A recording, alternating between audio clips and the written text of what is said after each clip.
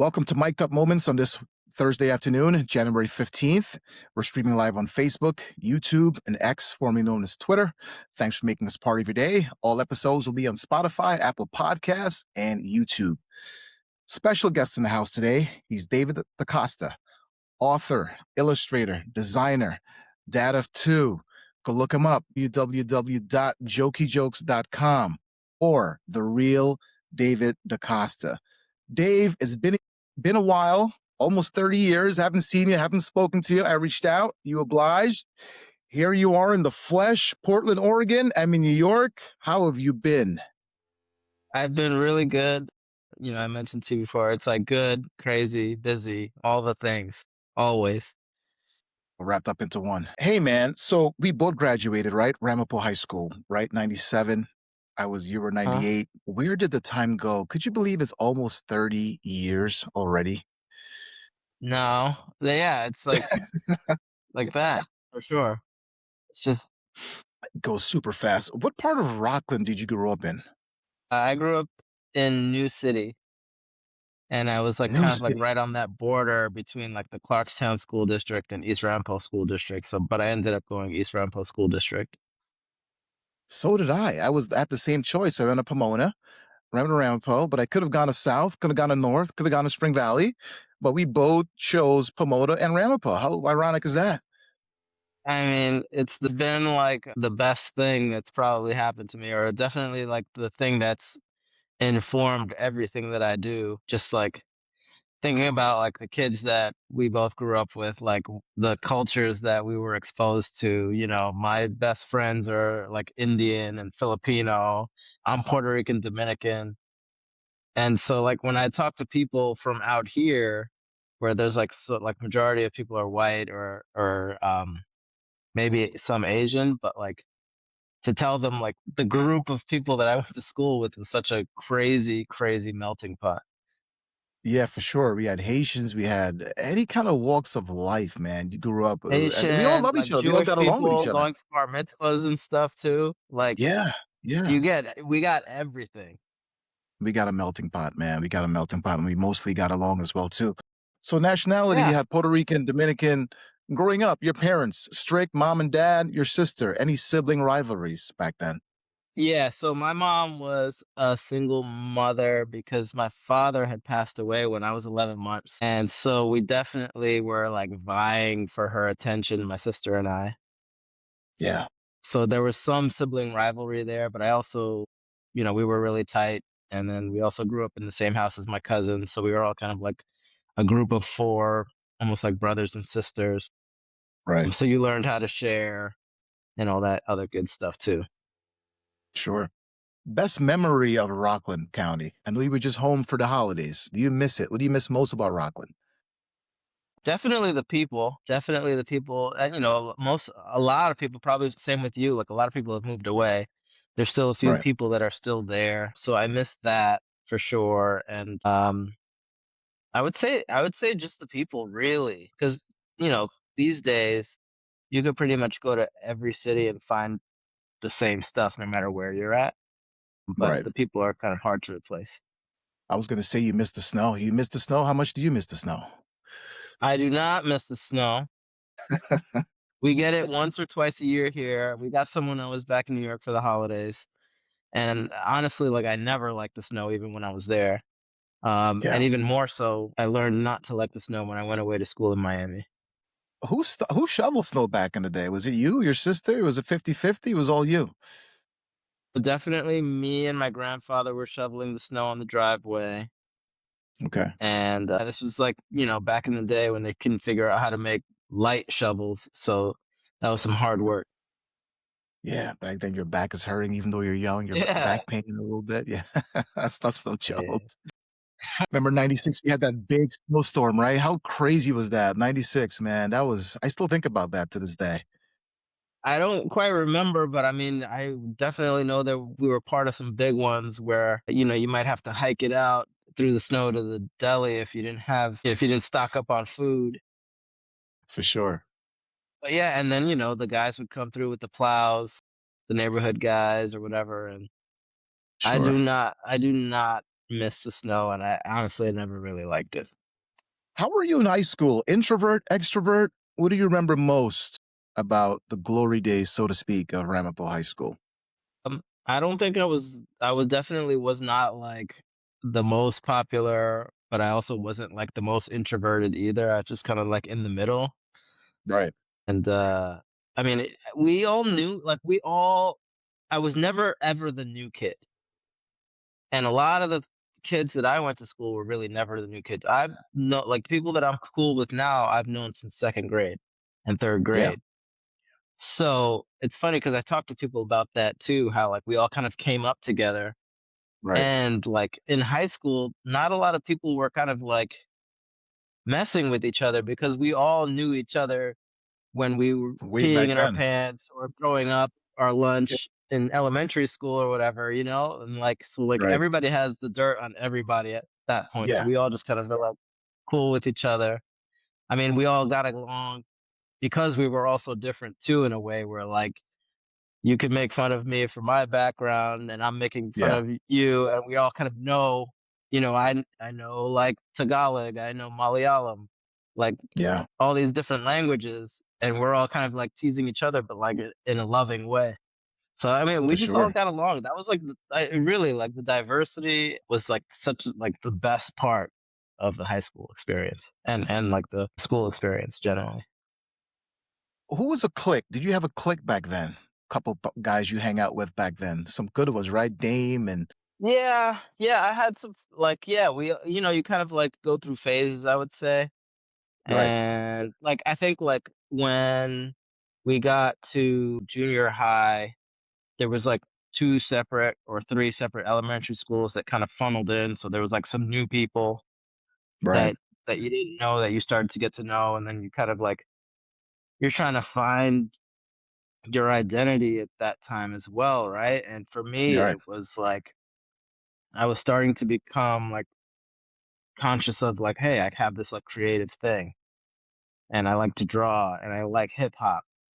And like, yeah, there was like Dame and Mike Velez who were also like into drawing and also into hip hop and also Puerto Rican. And Yeah. we just kind of like merged into this crew Yeah. and we would just hang out and like watch Rap City on Yeah. BET and draw basketball players and then go out and play basketball. And that Yeah. that kind of really like defined my middle school and early high school experience for sure.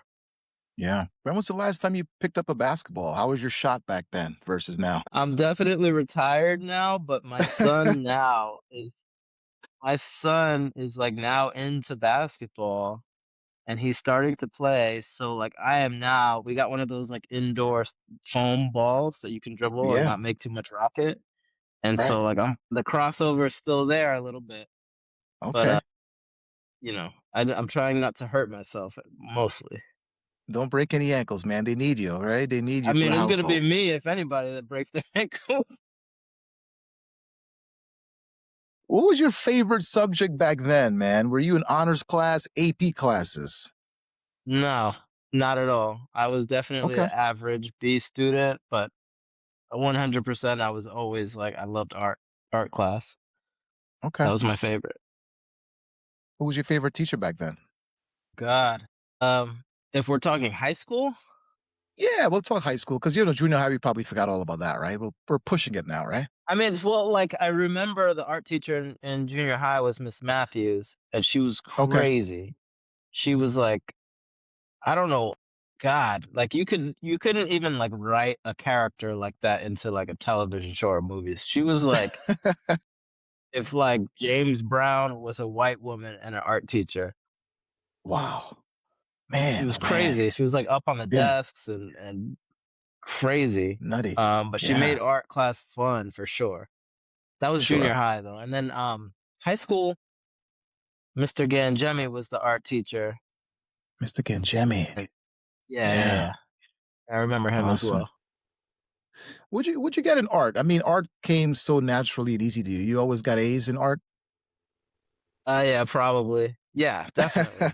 I mean, it wasn't even like Yeah, it thought. It was just like to go and like it didn't take Yeah. much, I feel like, to get an A in art also. Like you literally Right. just had to like show some effort. Yeah. That's all it took. Why do you think art came so naturally to you back then? Where did that come from, you think? Was it gifted? Was it just you? A creative mind, a young age. Yeah, How did you know? I definitely have always been into drawing since I was a little kid. I would be in church, like drawing during the sermon. They have like, do you remember? I don't know if you used to go to church as a kid, but they had like the little Yeah. envelopes that you put the money in Yeah, yeah, for the yeah, yeah, yeah, offering. yeah.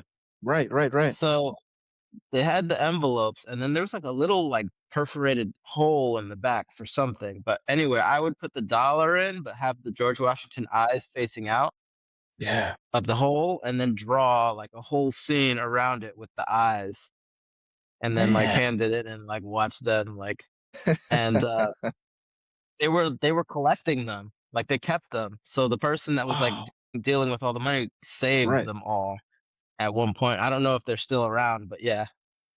Man, you ever got in trouble for that, or it was just like a cool idea, cool thought that came to your mind?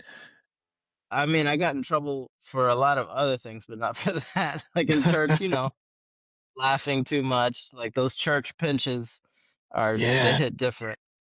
You ever fall asleep during church? No, no, no, no. Okay. I was Mom always wasn't just playing drawing. that. Yeah. I was just Yeah. always I just remember drawing in church. Yeah. Man, Yeah. that's awesome, dude. You still in contact with anybody to this day from high school? You call up, social media, text, Oh, call, yeah. Yeah, social media is that's like one what social media was invented for, which is now the only real enjoyable thing about social media now is that you can still like, you see people having kids and you're like, "Oh man, like congrats." Yeah. And Right. you see people doing good stuff and like their work or whatever. So yeah, I keep in touch with some folks and then like text messages here and there. You have all these phone numbers, and every once in a while Yeah. somebody pops into your head and you're like, Yeah. you know, Yeah. remember that Yeah. that thing A in long time chemistry ago. class or whatever. Yeah. Give me a crazy high school story today you find still amusing to this day. Crazy high school story off the top of your head. High school, Yeah. I think high school. It's in baseball. It's probably like one of the funnier ones. I'm not gonna name names, but Okay. there was somebody that was like really frustrated um, with the coach and the team and losing all the time because we were terrible. Hmm. Um, he just like flipped out in the locker room and had this Man. big dramatic. People that know that were on the baseball team will know who I'm talking about, and they're gonna be dying Right. laughing if they see this. But like Right. big dramatic like yelling fit in the locker room and then like turned and like went to leave and it was the wrong door and it was locked and then we all just like died laughing. I mean, a lot of like the ridiculous things that happened were always around the baseball team because we were so bad, so it was Yeah. hilarious and fun. Man. Speaking of being so bad, how many games did you guys win that season? More than five or two or three? We never, I mean, maybe, I don't know, man. My group, we were too silly, man. Like we were talented, but we were also like very talented at being silly. Right. And I don't know, man. I think we just didn't have the right coaches if it comes down to it, because there was talent there, Right. But just not the right but coach. we couldn't get it together, and we didn't win a lot, not that I Right. recall. Yeah. But you had fun. You had fun, camaraderie. You can look back to the day and smile about it, man. It's all that matters, right? Yeah, yeah. No, anybody that was on those teams knows how ridiculous it was. It was Yeah. like they should make a new version of the Bad News Bears based on our team. Looking back now, did you have an idea of what you wanted to be where you're at right now? Yeah, well, like I always knew I either wanted to be a artist or a baseball player. Okay. And once I got to high school and realized like I wasn't that good at baseball, I knew what I was gonna be from like Right. pretty much from then on. And What are you especially when telling? I got to Miami and saw the real baseball players, I was like, all right, that dream is a wrap. Like these guys are like big, about to go to single A, double A, triple A. You're like, I might have plan B, might be in the works. Yeah. Yeah, plan B became plan A. Yeah. Were you telling jokey jokes? I mean, back then, did you have a sense of humor, so to speak, back in high school back then? Yeah, I was always like, I mean, I always enjoy people making people laugh for sure. And I think I used to like just draw funny stuff here and there too. Right. I mean, if you were to ask me like 5 years ago, I wouldn't know I would be making these books. It just happened. Right. But like, you know, steps along the way informed how I go about doing this stuff now. But I mean, yeah, everybody was funny in Yeah. school.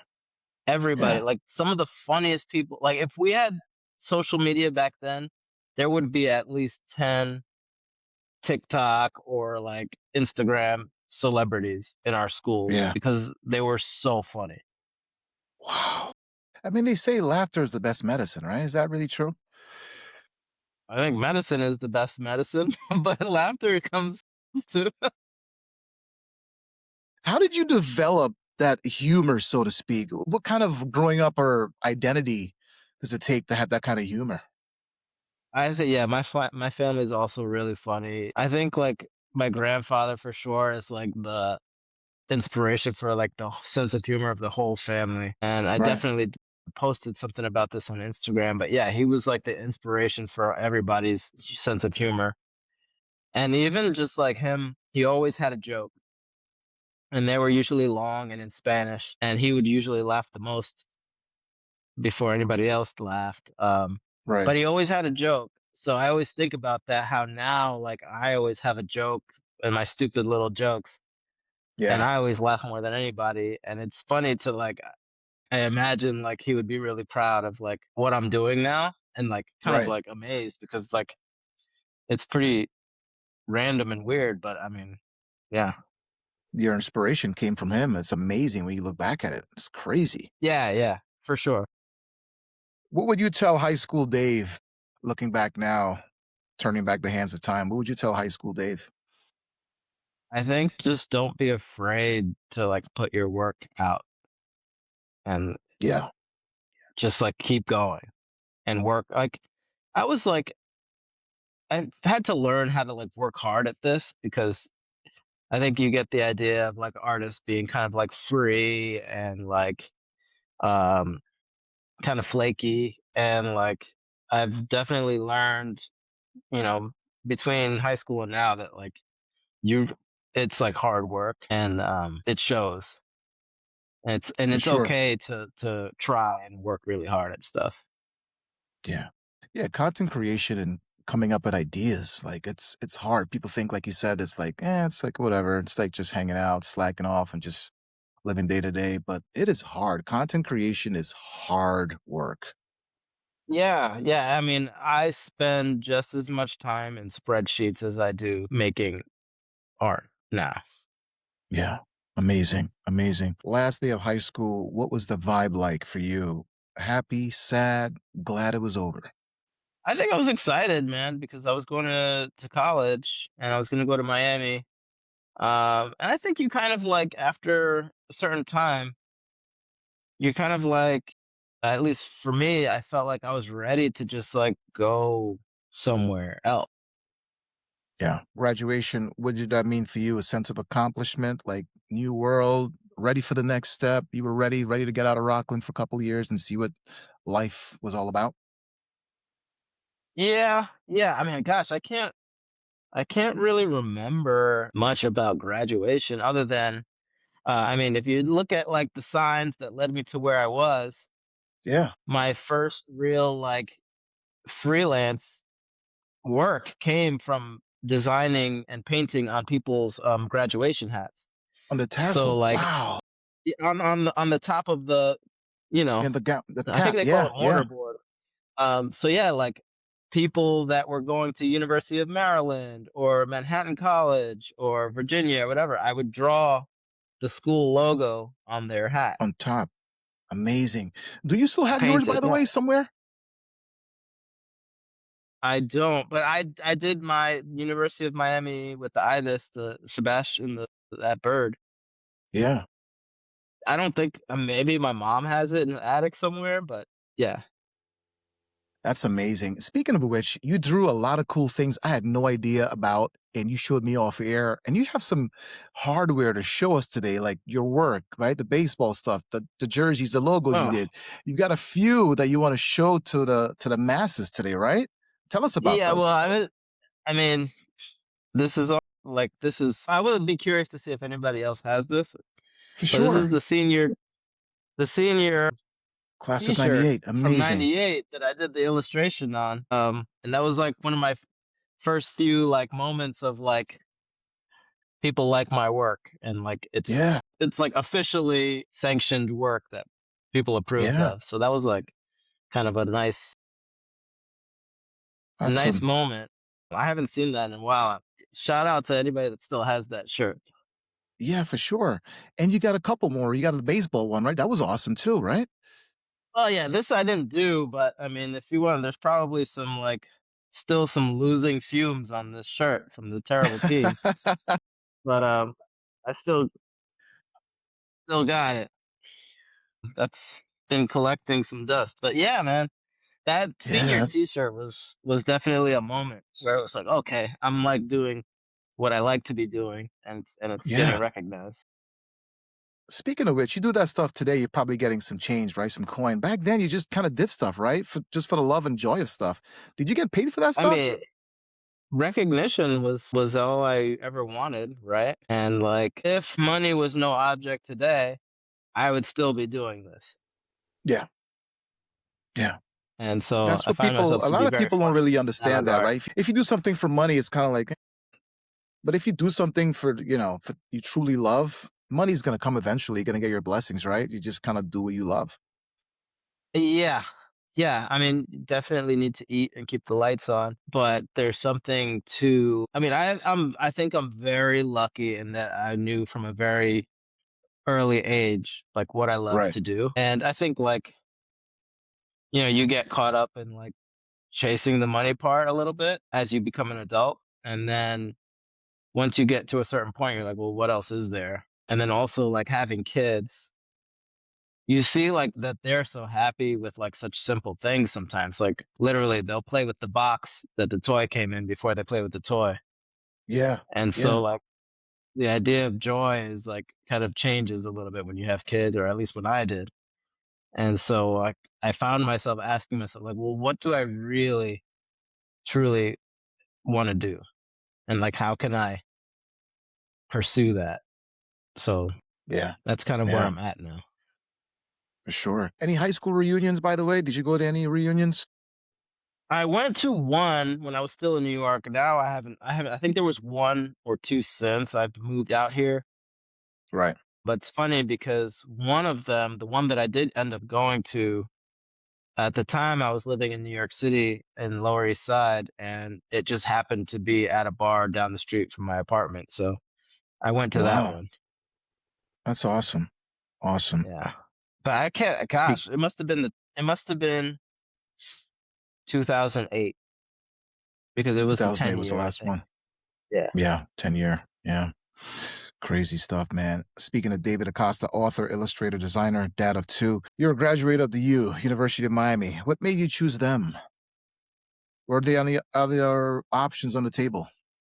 Yeah, yeah, yeah. I got into School of Visual Arts in New York City, and I got into Northeastern, which is in Boston, Okay. and there was a couple of others. University of Miami ended up giving me the best financial aid, which still wasn't much. And then, like, once I visited the campus, it was a wrap. Like, Yeah. palm Blew you trees, away.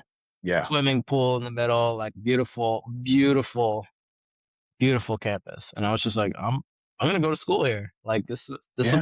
like paradise. Yeah. Amazing. Were you like second, maybe what's your second option if Miami wasn't the thing? What was your another option to go to school at? Probably School of Visual Arts. Yeah, Okay. School of Visual Arts. Yeah. How big of a jump was that, right? From Rockland all your life and then University of Miami. That was like paradise for you, right? It was. There was a lot of learning too. There was a learning curve to being down there. For Like sure. I was definitely still wearing my Tims. to class, and I was like, all right. They got phased out eventually, where I was like, I'm not. It's too hot. And I Yeah. remember definitely like having to take like 2, 3 showers a day just because it was so like humid and hot. Right. Just a different culture, completely different culture, you know? And then, still diverse like Rampo, but like in a different way where like people were coming from all over the country to go to Yeah. school there. For sure. And some people were coming from like I had friends from like Nigeria and some other countries, where like I had never met people from there before, and so like you're learning now. You're really Colombia, the country Yeah. Colombia, and like you know meeting people that Learning were like from Bolivia, and just like you know learning on the that was like fly. another melting pot in a way, but it was it felt broader because people were coming from further and further away. Yeah, for sure. What color Tims were you wearing? The tan colors or the black? I had the not the I had the mid brown ones with the double sole. Okay. Okay. Yeah. Okay. Yeah, I've still got I mine never liked the, tan ones because they would get dirty so easily. very dirty, very easily.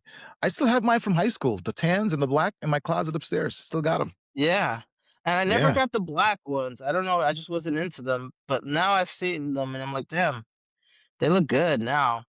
And then, like, after a while, 'cause you know the drill, like, we would go up to, like, Woodbury Commons. There was a point when there was, like, some maroon ones that were pretty tough or Yeah. some navy Pretty ones tough. that were tough For also. sure. But yeah, I had the mid brown constructs with the double sole, and they were great. Which once I like put them to the side, I stopped wearing them. I ended up wearing them to my painting classes just because I needed a pair of shoes that like I didn't care if they got dirty anymore. And I was like, well, I'm not gonna wear these anymore here. So all right, these are my Right. art class shoes. So There my you go. Timbs became my art class shoes. By the end of the 4 years, they looked like a Jackson Pollock painting with like all the paint The splattered all paint over them. everywhere. Yeah. Miami back then, so much better, I think, than it is now. What's your opinion of Miami now versus back then?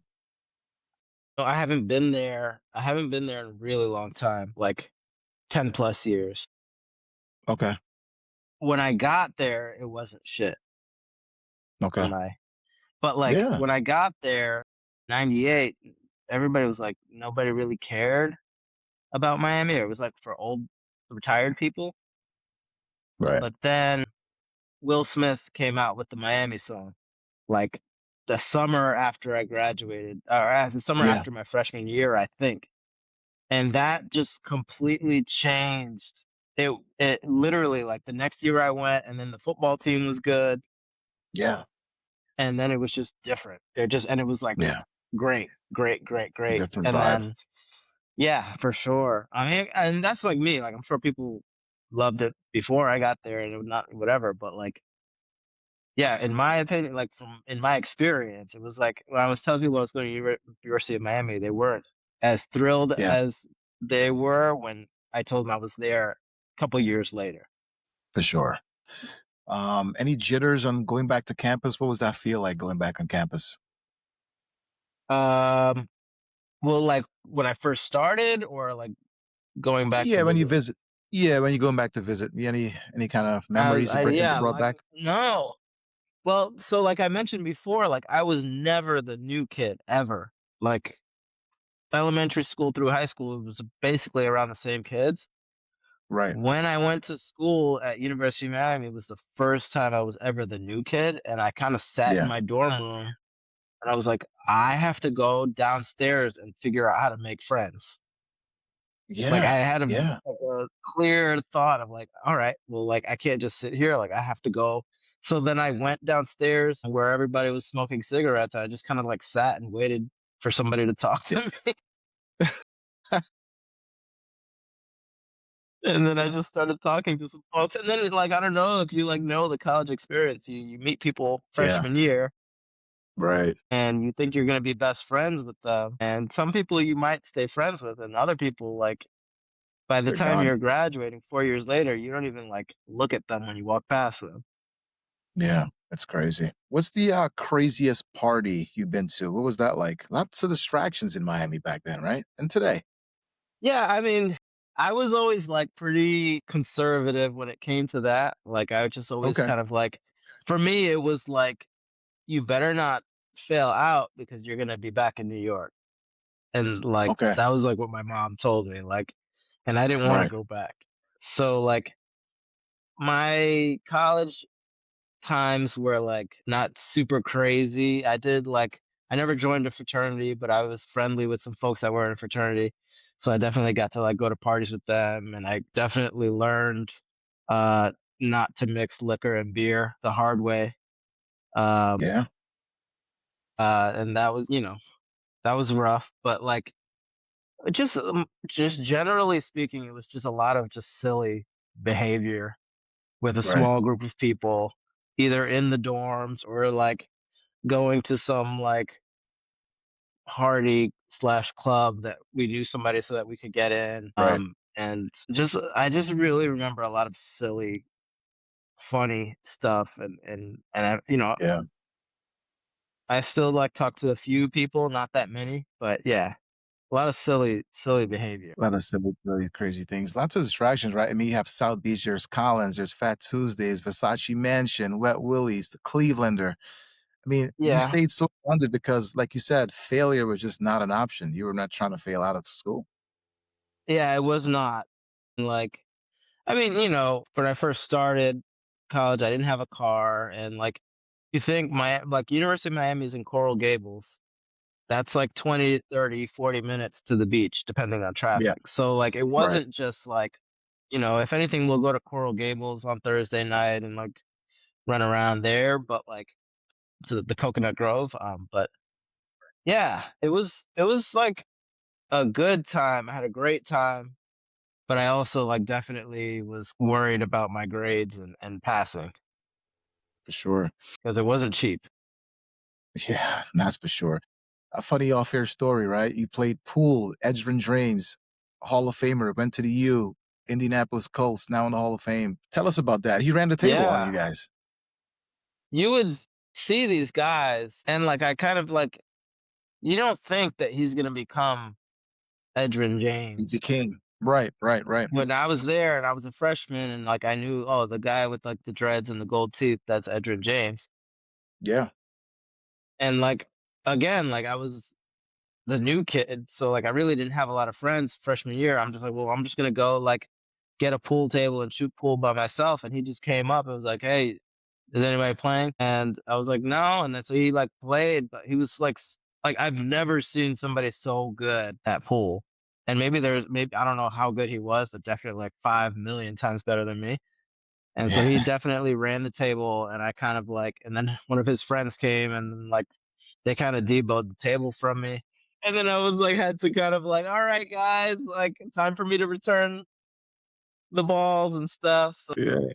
but yeah, yeah. I Wow, mean, you would see these guys, and they were just like so big. I mean, not him, but like those offensive linemen, and like you're like, all right, well, we're all made of the same stuff, but they're just like 10 times bigger. They eat like these giant portions. Yeah, it was just like crazy to see these like people walking around. sure. Who was your favorite college professor back then at the U? I had so there was, I mean, it was definitely all the art Okay. teachers for sure. Lisa Drost, who's like an amazing printmaker. Brian Curtis, who's also an amazing painter and draw and illustrator. Those are the two that really stood out that like kind of were with me throughout my 4 years that were like super encouraging.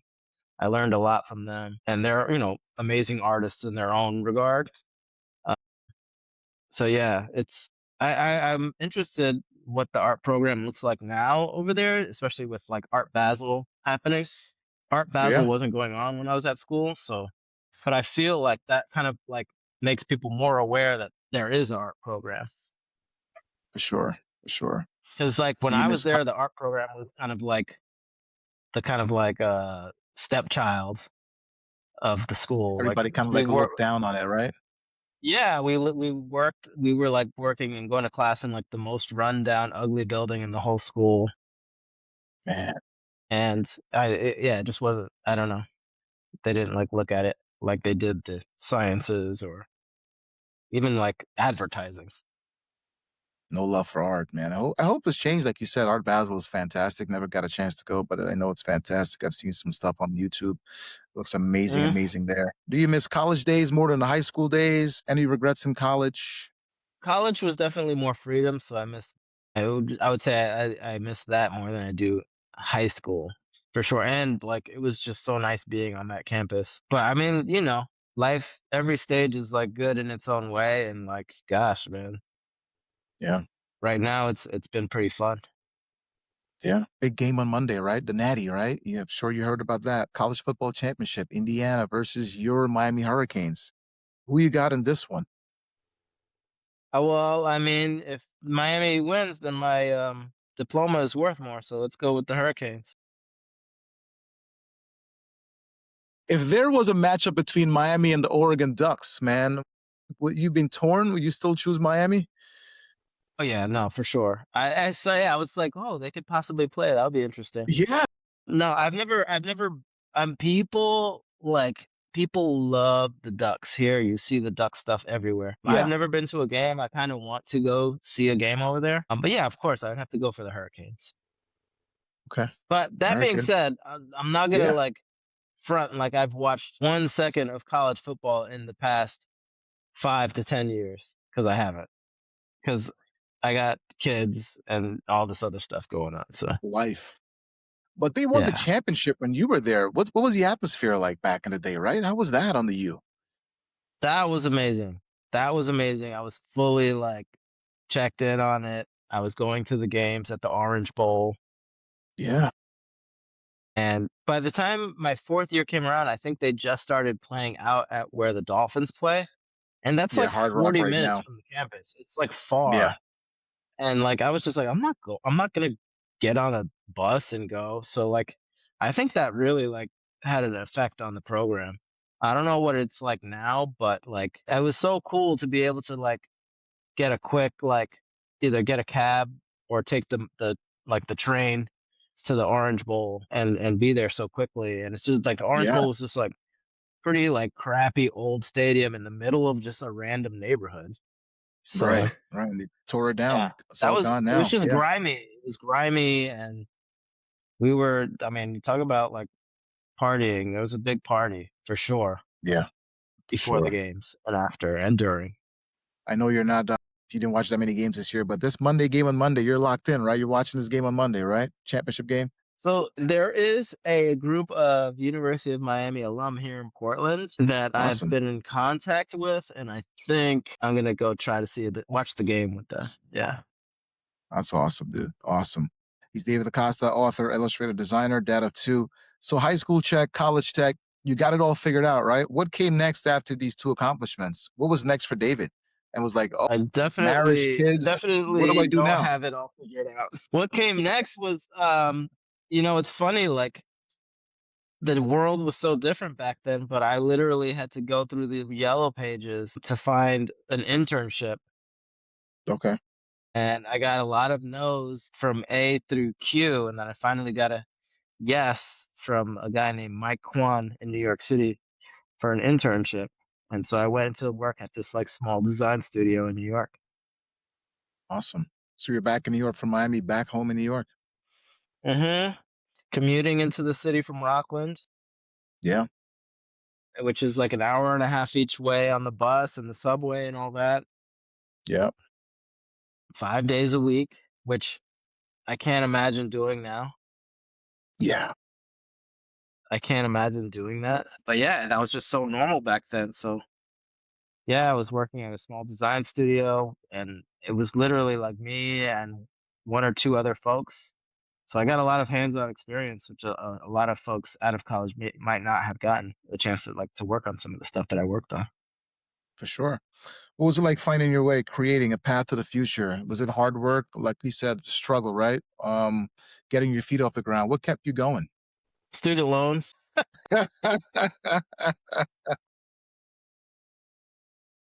I mean, I just need to make that money so that I could get these things off my back, man. Yeah. Some people are so fortunate. to come out of school and not owe anything, but yeah, I was just like, I got it. Like, all I really cared about was getting a job that gave me money so that I could pay off these student loans. Yeah. I mean, failure was no option, right? I'm sure you had some dark days like, man, what am I going to do? I had this degree. I need an internship. Like, what do I do? What kept you going? What motivated you? Kept you going? Um, yeah, like I said, those student loans, but like once I got the gig or whatever, I knew. I mean, I wasn't getting paid very much, but it was something, and 'cause I think you kind of like know that in this field, um, what is of real value is your portfolio. So like Okay. whatever you're doing now is going to inform what you do later. And so all I knew is that I had to have a solid portfolio to continue to get work. So, obviously like the student loans was the motivation, but like doing good work and getting really good at what I do was the motivation to continue to be able to do what I did. That's amazing. And then your wife, right? You met your wife in New York, out west. She's from out west. She's from New York. The idea Yeah, for a yeah. proposal, how did it all come about? So yeah, I didn't meet her till I was maybe 30, 31. So that was Okay. already I was already like 10 years out of school. I think I had just finished paying off my student loans, and um yeah, she was in grad school at Columbia University. I mean, yeah, classic courtship, hanging out, running around New York. Yeah.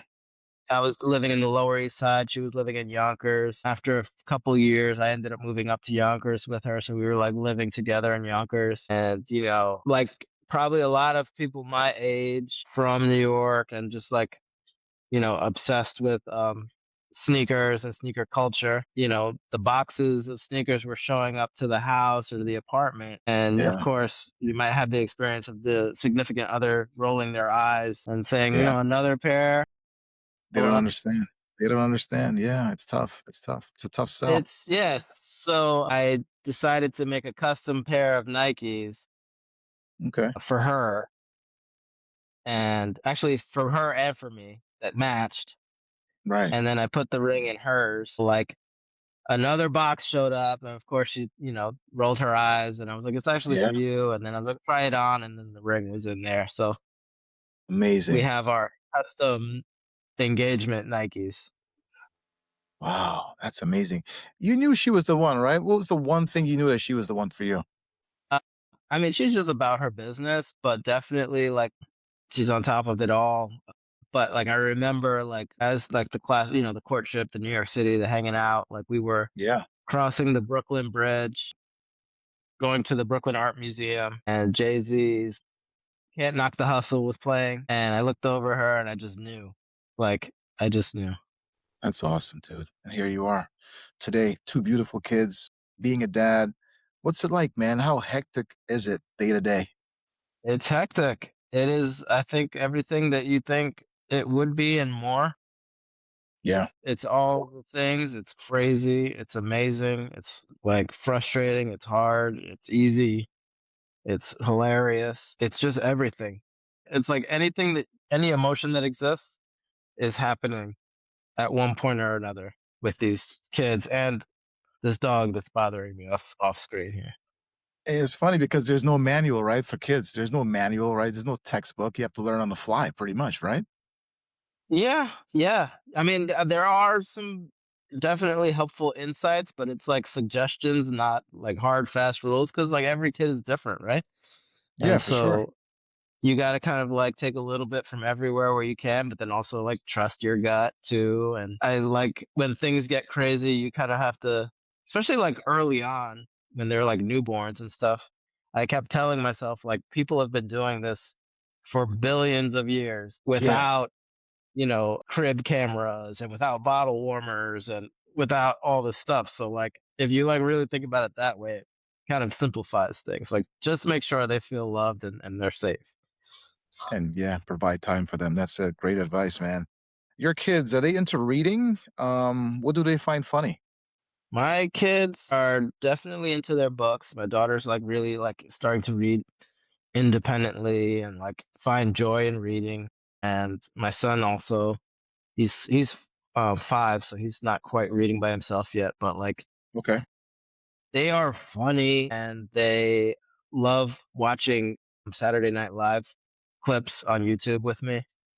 So like obviously like I have to make sure it's like kid appropriate, but there's a ton of kid appropriate Saturday Night Live sketches that are just Yeah. so funny, and it's like I could see it like informing their sense of humor in a way. And so like now they're like saying like lines from SNL skits back to me all the time, and it's hilarious.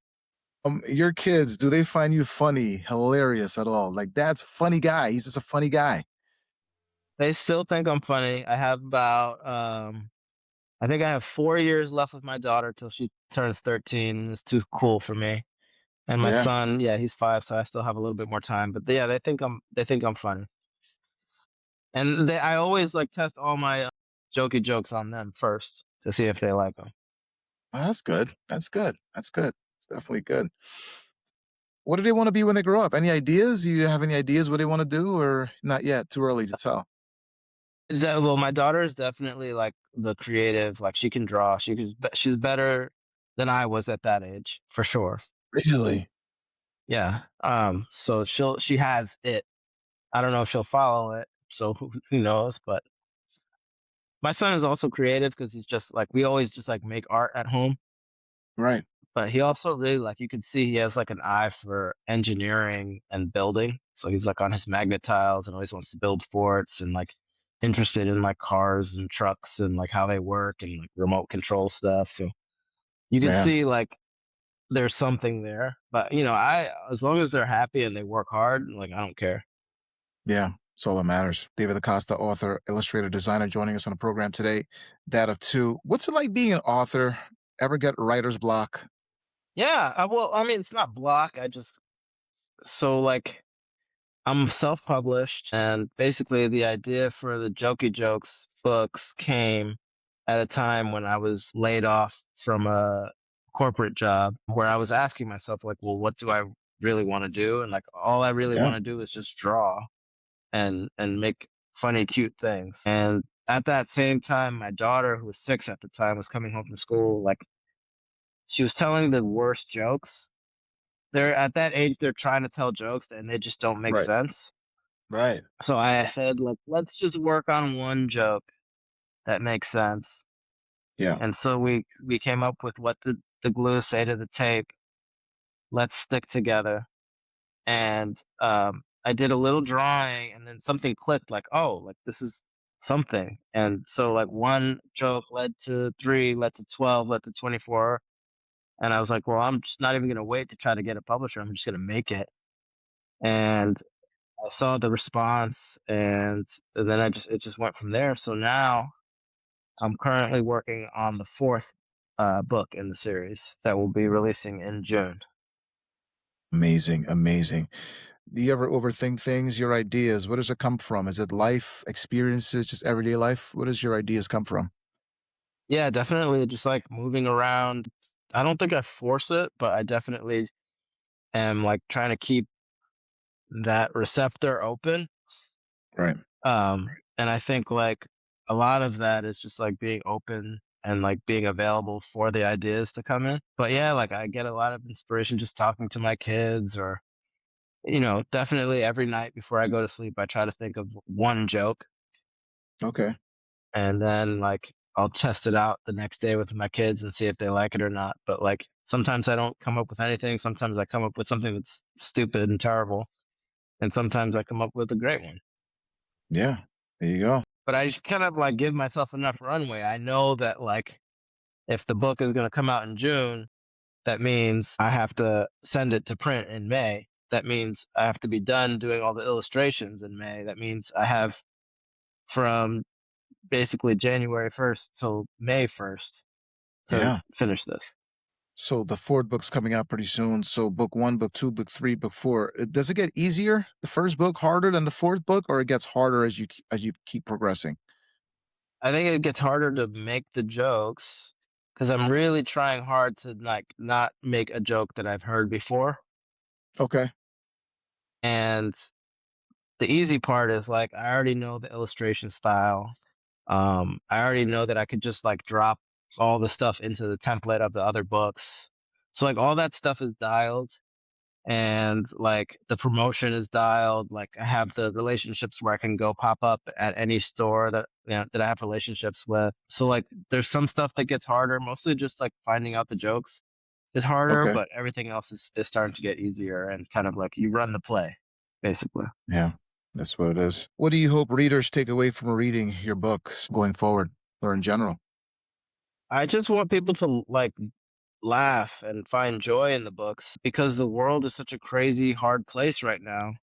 And we're being bombarded with like terrible, terrible stories and terrible news constantly. The feeling of being able to make somebody laugh and find joy feels like an honorable thing to do. And also, like, for there's might be some kid out there that like was like me, like hopefully they see it and get inspired to make their own thing, whatever it is, and to see that like you can make a career being creative.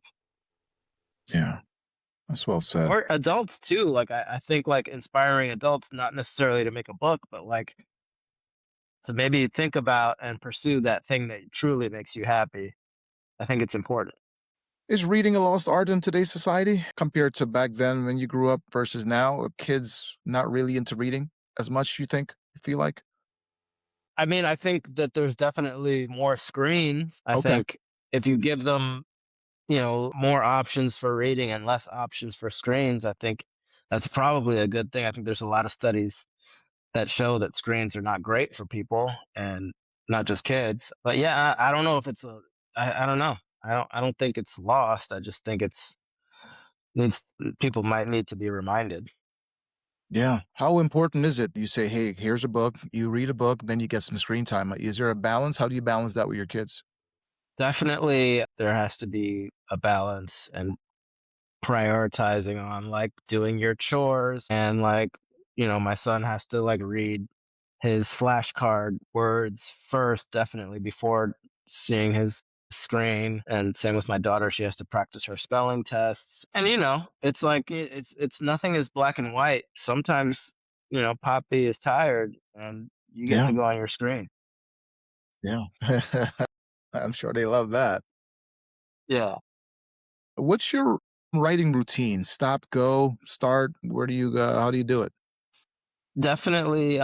Like I said before, trying to come up with jokes, at least one, before I fall asleep at night. And then it's more like the illustration process is kind of like pick away at each drawing over the course of like the 3 or 4 months that I have to create the book. So it might take me like, a month to work on one, or sometimes it just works out that, time is limited a lot of times because we're going to like swimming class and basketball and theater and like after school stuff, this and that. And then, dinner and cleaning up and Yeah. walk the dog. So like there's just like I have like very limited time to actually work, so I just have to be really efficient in that time. Right. That's a pretty good investment right there. Is it difficult? What's funny? What's not funny? What makes the cut in your opinion? If it makes my kids laugh and they get it, they're Okay. they're the target audience for these books. I mean, I have to think it's funny too, obviously, but like Right. if my kids laugh, it's like for sure, like it's a go. Yeah, it's a go for sure. Give me an example of a jokey joke today, top of your head, anything to make anybody laugh out there. Here's my damn. I don't know if I want to. I'm gonna give you my dumbest joke from one of the books that already exists. I'm not gonna tell any. I'm not gonna tell any ones that are from the new book. And of course, like if you Okay. see my Instagram, I always have a new joke every week from one Yeah, of the books. But why didn't the Australian monkey ask any questions? because he was scared to jump. Maybe he was scared to jump. He didn't ask any questions. Why didn't the Australian ask any questions? He didn't want to pry. That's good, dude. That is good, man. That is good. That It's is real fantastic. stupid, but I enjoy it. I like Yeah, it. that's fantastic. So now you write, you illustrate your own projects. How difficult is that to do, like, by yourself? It's hard, but, like, it's what I was meant to be doing. Yeah. I see your vignettes on social media, Instagram. Who's behind the camera and all that? How do you come up with that? Is that all by yourself? Yeah, I mean, I do it all. Like, that's the thing. These days, you have to be able to do everything. So, you know, it's all me, and then maybe a tripod or a bottle of water holding up the camera. But yeah, and I'm always thinking about what it's it's it's fun. It's really fun to make these videos and whatever. And so, like, I think, we were all kids once having fun, and I think we can't forget that we can't just be like serious all the time. So it's fun to Yeah. create things, and especially now can like use my kids, and they're getting involved, and they see what it takes to make something, and it's fun to work with them on that stuff too. Yeah. You ever get frustrated? How did your first illustration go? Frustrated, it's frustrating when I have an idea Okay. and I can't execute it the way I want it to be executed, or I just don't have the time to fully like devote to it. I feel that's when I get most frustrated. Okay. Was there a moment you realized that this could be a career? This is where I'm at. This was I was meant to be. What clicked in your head? Was there like a snap of a button, light bulb went off in your head? I mean, the career thing, I have no choice. This is just what I can do. Like, I'm not going to be an accountant. I'm not going to be, a salesperson. Although now with like my own business, I am an accountant. I am a salesperson in Yeah, some ways, but like, you know what I mean? And you can, I'm sure you feel the same way. sure.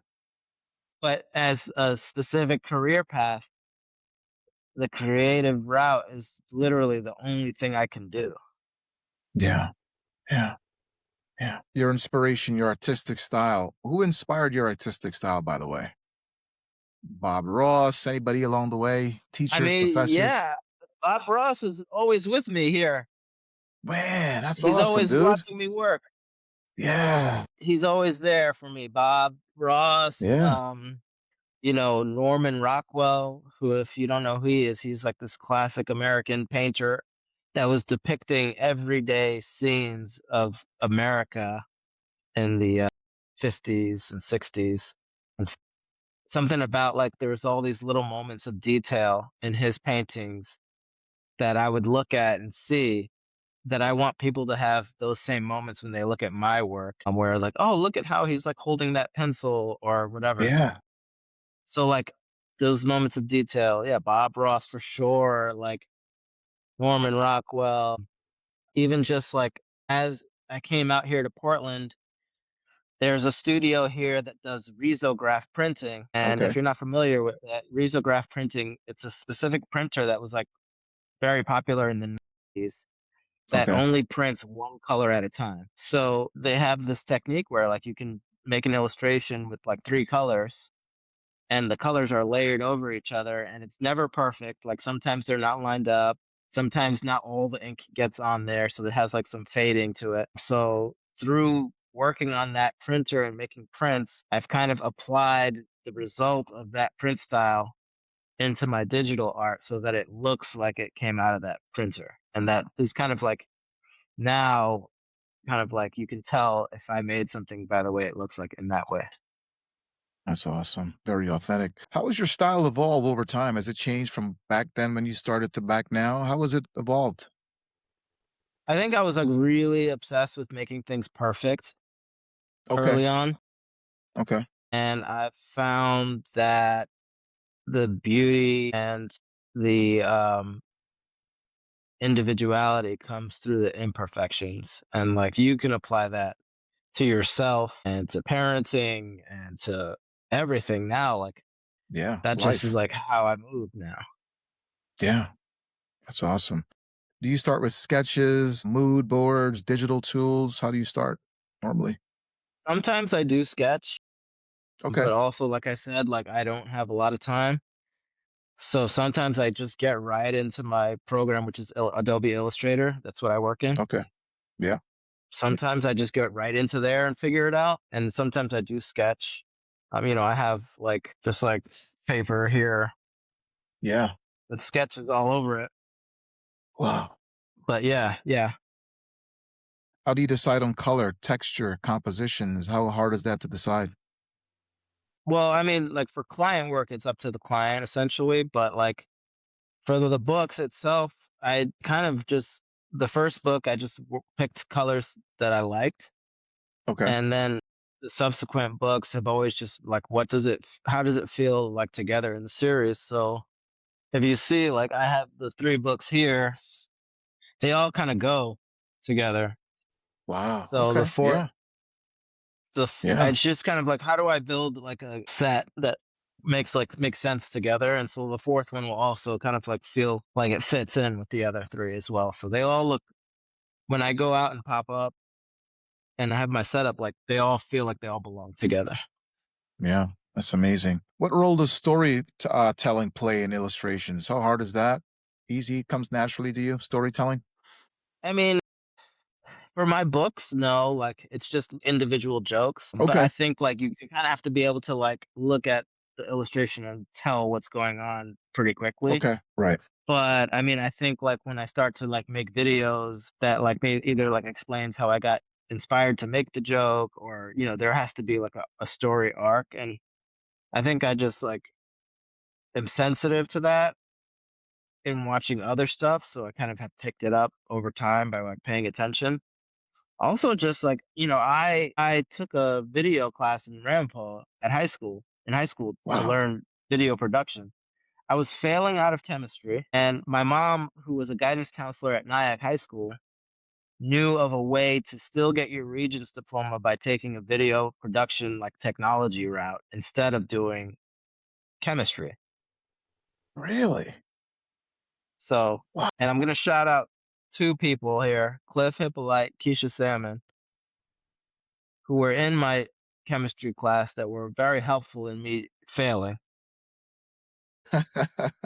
for their ridiculous behavior in that class. But yeah, so I learned video production, and so like stuff that I learned in Yeah. that class, I'm still using today when I edit and sequence things Amazing. when I post it.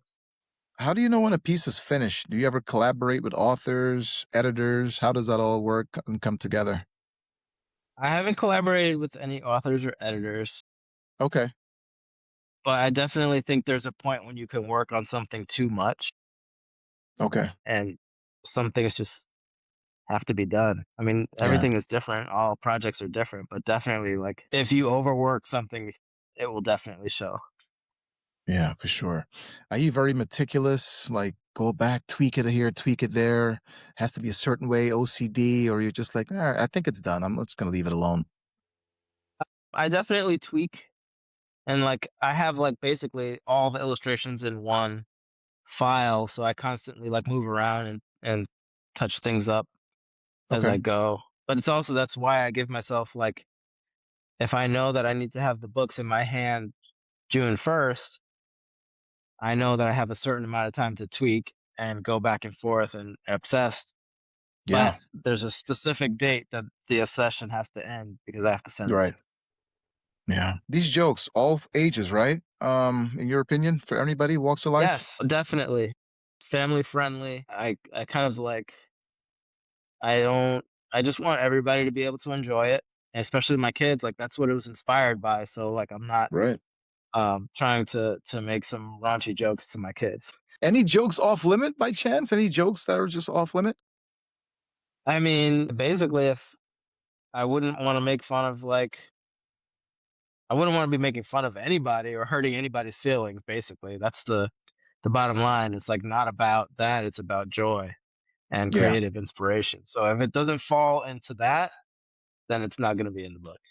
Can you ever do stand-up comedy? I do school assemblies with the Okay. jokes. So and yeah, that's amazing. It's really fun. I will have like a screen behind me, like projector with like the illustrations, Okay. and that's a lot of fun because I get to get in front of people and the Yeah. kids get to laugh because most of the time when they have an assembly, it's like a learning thing Yeah. or like something kind of boring. I mean, they really like if you've ever seen like a deaf comedy jam, it's like Yeah. that, but with kids. Like these kids are like Yeah. dying laughing because they get Insane. permission to laugh. And Right. then part of the show as well is I have them come up and tell their jokes and I give them a sticker. And so like I really want to encourage them to like be bold and like get up there and like face their fear. And it's like really Yeah. scary for some of them to like get up in front of their whole Get up. school and tell a joke. Yeah. But I want to definitely inspire them to take that step and face their fears. So I always have such a good time doing those shows, and I've done one music festival out here. They have a kids stage, and I was able to do the jokes on the kids stage, and it was really fun. Um, parents and kids love it, so it's a good time. Yeah. Who was your favorite comedian, by the way, growing up? Do you have a favorite comedian of all time? Well, I mean, yeah, I mean, I love comedy. Like I said, like I watch SNL now with my kids. And I used to watch like stand up kind of like mixtapes on Comedy Central all the time. Okay. I mean, I mean, so many come to mind, and then obviously like all the greats, like Jerry Seinfeld is like one of the goats, right? And then Yeah, for sure. obviously like Chappelle, Bill, Burr, everybody. But I just love, I really do love comedy and stand up comedy for sure. I don't want to watch action movies. I don't want to watch drama. I only want to watch comedies. Is comedy hard to tell? By the way, is it hard to get up on stage and crack a joke? Because some audiences can be really tough, right?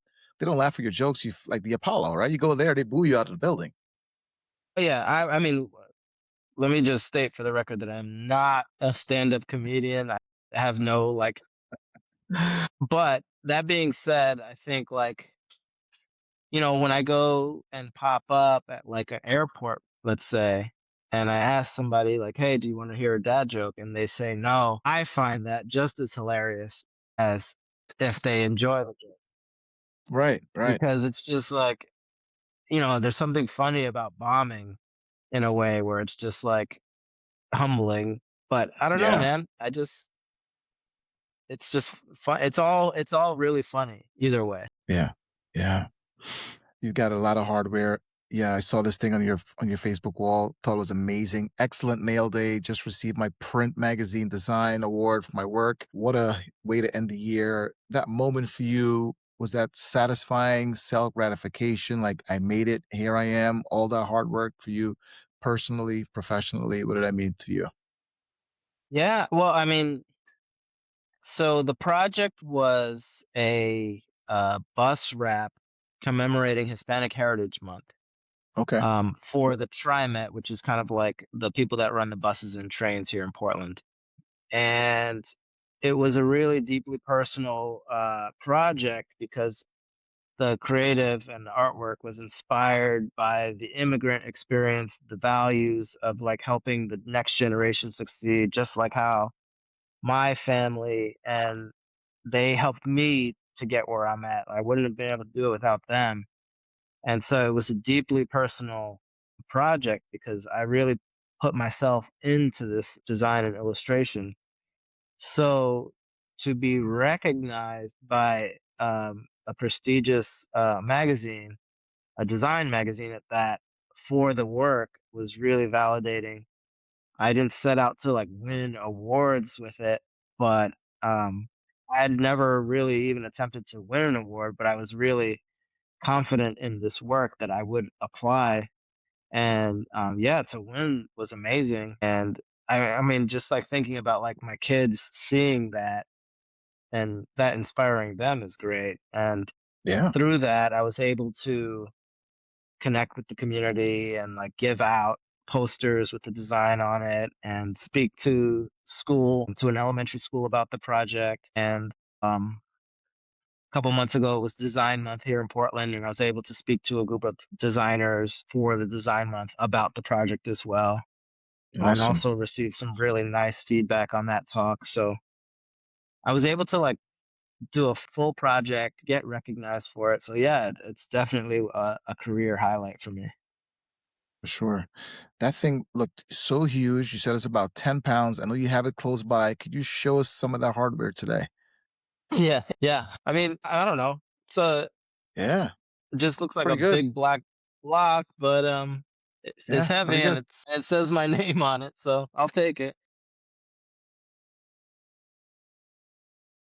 What can we expect from Dave? I mean, the new book's coming out 2026. More jokes to come. The stage is yours. Plug the website. How can we buy your books, your products, things you sell on the website? Yeah, so the fourth book in the series will be coming out June 26th, Father's Day weekend. Right. Planning some really fun activations around that, so stay tuned. The website is jokyjokes.com. You can buy all the books, all the hats, all the stickers, posters, prints, everything on there. Follow me at Jokey Jokes Books. Jokey Jokes Book on Instagram and DaCosta Draws on Instagram, where all the announcements and things like that will be popping up. For sure. For sure. Um, he's David Acosta, author, illustrator, designer, dad of two, living in Portland, man, versus New York. What's that like? Is Portland home? You ever gonna move back to New York? I will never, ever, ever move back to New York. You Life, hear it here, life folks. is He's never easy coming back here. home. That's it. He's done. He's out of New York. No, yeah, it's like life on easy out here for sure. Things are just more chill. It's a great place to raise kids. It's beautiful. If anybody from back home hasn't visited, highly encourage you to come out, especially during the summer. There's no better place to be than Oregon in the summer. You have Yeah, the mountains, you have the beach, you have the desert, you have the city, you have some of the best food in the world, you have a great music scene, you have a great creative culture. It's everything that I would want to have. So yeah, I love it here. that's awesome. Home of Nike too, right? Oregon Ducks, Rose Garden, the Blazers, right? Nike is here, Adidas is here. There's a lot of other companies that are based here now too. Yeah, the Blazers are here. We have minor league baseball, we have minor league hockey, we have WNBA team starting up soon, the Yeah, Fire, which will be exciting. We have soccer, which is like the one of the best fan bases in the whole country is for the Portland Timbers. So yeah, we have the sports thing too, and also just like a really chill environment to enjoy all that stuff. yeah. Seem like you're in a happy place out there, man. What brought you to Portland though? It's just like word of mouth, or just did some research. I'm like, I'm gonna go out west. No, my wife grew up out here, so we Okay. met when she was in grad school, but she grew up out here. And so when we were dating and getting serious, I came out and visited the family. And, I think when you live in New York, you think that that's the only thing in the world. Well, maybe it was for me, but then when you kind of like open your eyes to other stuff and see that there's Yeah. another way to live, Right. and like you go to a basketball game and it costs $20 to park instead of 60, Yeah. and all these little things start like adding up, and you see like, oh, there's an easier way to do things. Yeah. Man, what surprised you most though, leaving from New York, Portland? It's like, wow, this is amazing. This is gonna be home for me. The one thing that surprised you totally about Portland. I mean, I don't know what surprised me. I mean, and this is like a weird answer, but like Yeah. white people working at the gas station Well, was back home, there's a lot of like minorities working, right? These at these jobs, right? It's crazy, it was right? And you're like, like, huh? yeah, Yeah. yeah. I don't know, like that. I don't even know if that's appropriate or not. But I mean, that's honestly like coming from where we come from. Yeah. Yeah. Yeah. Like that was like the one of the first things I was like, wow, like that's different. That is Yeah. different. Yeah. How But are the jobs there? You said it rains a lot, right? The people there, what are the people like? The rain, does it bother you at all? I'm used to the rain now, Okay. especially like you just expect it. Right. So it is what it is. You can still go outside. It's not too cold. If you are a outdoor person, which my wife says we're outside people, not outdoors people. You can do the skiing and the hiking and all that stuff. But yeah, no, I don't mind the rain really. It's just great. Yeah. Otherwise, you just deal Yeah. with it. And what we do is then we just like in February, March, in the middle of the raininess, we just go on a trip somewhere warm. Because we Okay. don't There you go, go. like, you don't leave when it's summertime. Nobody leaves Oregon because it's so nice. There's no Yeah. humidity. And generally speaking, we get like 1 week where it's like really hot, but otherwise it's just like perfect. Wow. Being Latino, right? Best of both worlds, Puerto Rican, Dominican. What's the food like out there versus New York? You love the food? Not so Yeah. much? The food here is amazing. Okay. I have not found excellent Latino food cuisine here. Okay. My wife makes great arroz con gandules, so she can handle it Okay. if we need to. I mean, there's been a few spots that make it, and but then they just like go out of business, or Yeah. that being Yeah. said, there's like just so much incredible food here. We do miss like a good Jamaican beef patty, Yeah. some Yeah. Those are golden good. Golden crust. crust. Yeah. Golden Yeah, crust. Yeah. we have a world renowned restaurant here from this dude who's Haitian. Okay. It's called Khan, Okay. and they serve beef patties there, except they're like really high end. They're Okay. delicious. They're Right. great, but it's Yeah. not that like golden crust Yeah. Down to earth, nitty easy. gritty. Yeah. Yeah, Yeah. yeah. Yeah. Yeah. So yeah, there's certain How's this food items that are, yeah, that are for pretty sure. good? Yeah. What's your favorite dish, by the way, besides the grandules? Any favorite dish of yours that you gotta have at least ever so often? Man, I'll tell you, my favorite thing is my old man breakfast, which Okay. is just like my eggs with out here smoked salmon is so good because it's so fresh, and like the avocados are so fresh. So like Yeah. if you give me my like old man breakfast, eggs, smoked salmon, avocado, a little Yeah. Brazilian cheese bread with a hot black coffee, I'm good to Yeah. You're go. good to go. You're good to go. How's the city changed from back then to what it is now? Good, bad, indifferent, about the same? I think it got a little bit rough during COVID. Okay. There was a lot more, I don't know, there was a lot of like, it feels like there was more homeless. I don't know. But I think people are really leaning into in-person experiences now. And I think the creative community is really collaborative. There's a lot of really amazing spaces opening up around a community and connectivity, one of which is Monospace, which is a hi-fi vinyl record listening lounge. Okay. I'm also a DJ here, and I'm also really into like the vinyl record culture. So there's a lot of amazing record shops and the music culture here. So like that part feels like it's bubbling up even more now. And there's just like a lot of really great like community based gatherings that seem to be like becoming stronger here now. I love a good vinyl. I've got a vinyl player in a man cave. Vinyls are so fantastic. When I'm like, the world, want to be left alone, I just come down here, pop the vinyl on, the little needle, Mhm. move it over, and I'm just jamming out, man. The whole DJ thing, where'd you learn how to DJ? How good are you at it? Is this a thing, a new direction for you going forward? So years ago, I think even pre-COVID, my Okay. brother-in-law gifted me turntables and a mixer. Yeah.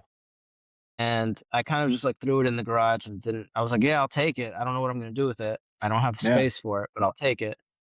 But I was still like buying and collecting records back then, and even before that when I was in New York.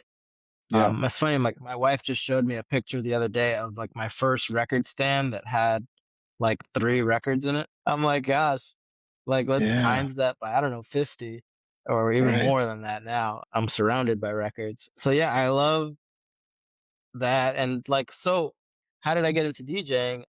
Yeah. Through doing the books and putting myself out there, I realized like it's all just about like asking for what you want and Yeah. seeing if somebody will say yes or no. And so I went to this one record shop and they had open decks, which is like they have the turntables and the mixers out. They have a specific day you can just bring your records Right. and play them. And it's like, well, I'm gonna do this. I'm gonna try it. Yeah. And Right. so I was just like starting to get used to just putting myself out there, right? Which is like what I said before, like Yeah. what would I Yeah. what would I tell my younger self? Like don't be scared to put yourself out there. Right. So I brought my records to the shop. I put together a little set list for a half hour and I just started playing the records. And I was like, oh, like yes, I've always wanted to do this, and now I'm Yeah. doing it, and I have the Yeah. ability now, like, I have all the equipment at home, so I'm just gonna start doing it. And so, I just started playing records at home and, like, keeping an eye out for the open decks at the record store, and then building relationships with other DJs, and then, like, "Hey, I have this, like, show, do you wanna come and DJ with me?" And Yeah. so I would jump on somebody's show, and then it's all like everything in life, whether it's DJing or books or art or car washes or managing Yeah. a restaurant. It's all about relationships. It's all about And relationships you so the build. more Yeah. relationships I build, and the more people I talk to, the more opportunities there were for me to DJ, which is something that I was For like sure. really enjoyed and really loved. So now I am the resident DJ at the Portland Art Museum for Free First Thursdays. So every first Thursday of the month at Portland Art Museum, I get to go and play records for 2 hours, How and amazing is it's that? great. Yeah, Amazing. What kind of music do you play? What kind of music do you play? I play everything, and I love it that way. Yeah. I was really inspired. I don't know if you ever went to APT or LPR in New York. A DJ by the name of Rich Medina was playing there. He was like informed a lot of my musical taste, but also just like I loved how he went from genre to genre and it all felt like it belonged together. And so as a DJ, like that's my North Star. I really enjoy and also like being where we're from, right? Like Yeah. hip hop, reggae, dance hall, Latin music. Like A it was all mixture. going Yeah. on at the same Different. time. So like I love playing everything. Yeah. And just having like a very great chill vibe. Music today versus back in the day. And why were the 80s like the music so great, in your opinion? Probably because we just didn't have like if you heard a song on the radio, you might not hear it again otherwise. Yeah. Like it was more precious to you. Or if you saw the Yeah. Meant video on more. MTV, it was like I don't know when the next time is I'm gonna hear this. So like this is the best thing I ever heard. Yeah. Now it's like we're bombarded with like people are releasing records like every week and it's Yeah. everywhere and you can listen to it whenever you want, wherever you want. So it's kind of disposable in a way. I don't think it's better or worse. I just think like it's just more readily available, so it's not as special. I mean, Nas and DJ Premier just released an album together. Like, if you were to Yeah. tell me that, like when I was in high school or college, it would have like made my brain explode. But like Yeah. now, it's just kind of like, okay, ho hum, like Yeah. cool. What's the like? It just Next. kind of like What's the next thing? Yeah. It just goes right out the yeah, window. or not Yeah. even whatever's like I don't even it feels like they just kind of like come into your like social media feed and you kind of like, "Oh, okay. Like I'll check that out one day." Yeah. Yeah. Sad to see MTV go. Rest in peace, MTV. I think it's a few of their things. I don't know if it's the full MTV, but I mean, I can't tell you the last time I watched television Yeah. that wasn't Yeah. YouTube or I mean, I guess YouTube is the new MTV if you think about it. Like that's where you Yeah. watch music videos if you watch Right. them. And there's some people doing some really amazing stuff now. Not a lot. Not everybody's doing music videos, but people that are still doing it at a high level. For sure. For sure.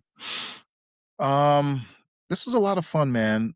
Much love, success to you, family, the book coming out this year, a couple of months from now. I really enjoyed our time together and it's been a amazing, amazing experience, man. Once a Griffin, always a Griffin. Any shout outs for anybody back home, New York, Portland, wherever? Stage is yours. Yeah, no, I mean, shout out to everybody that's like, I think we're a special group. The folks that came through East Rampo and Rampo High School, you Yeah. know, I wish that everybody had that experience like what we had because I feel like the world would be a better place. Yeah, for sure. What do you want to say about just humanity in general and message to humanity and where we're at right now? Um, just what's going on in the world, a lot of things going on in the world. But what would you say to humanity, man? Any special kind of words, message, a joke even about anything? I mean, I would say is what I say to my kids and what me and my wife say to my kids, like, be kind. Like, be kind. And it doesn't matter whether it's my kids or the whole world, like, the message is the same. Yeah. Where do you see yourself in 5, 10 years from now? Gosh, hopefully I will be able to still be doing what I'm doing and enjoying it. Yeah, at a high level. I'm sure you will be very successful.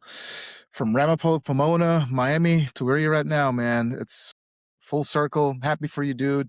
Keep it going. I'm going to go buy some books on your website. Got to support you and Yeah. buy that fourth book as well.